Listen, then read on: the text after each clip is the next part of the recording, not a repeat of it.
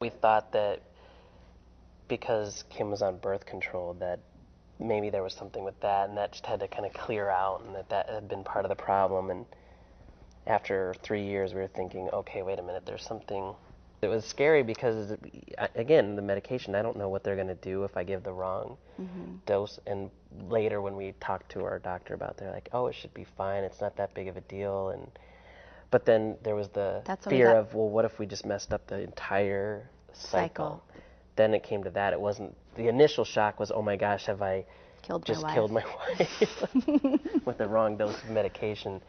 And then it came down to, well, wait, what if we really messed up the cycle? That's the cycle we got pregnant with our son. Right, and it all worked out. It was starting to get harder. The emotional aspects that it takes on you.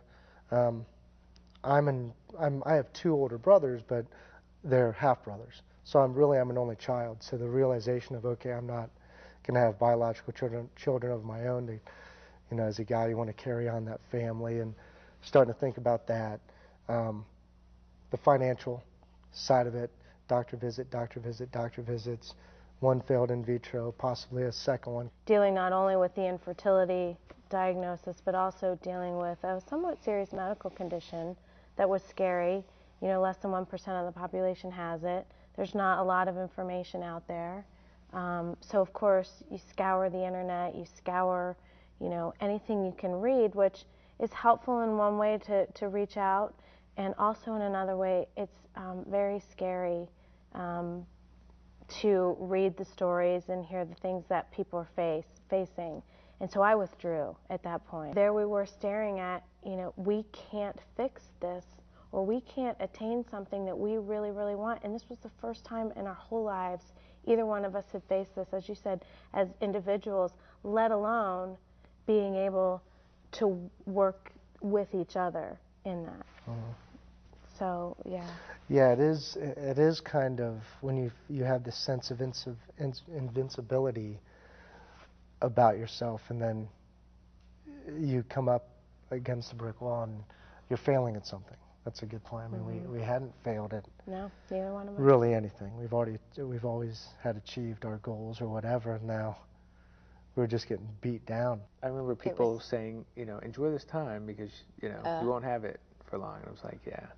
And you couldn't. And that was kind of a sad part of it, is we had a 2-year period that, had we, been able to even foresee that we could be pregnant, then we probably could have enjoyed those 2 years. But it was 2 years of pretty just dark, just trying to get by. One thing about our infertility, it seems that looking back, is we'd have periods of active trying to have a child, and then periods of almost like recovery.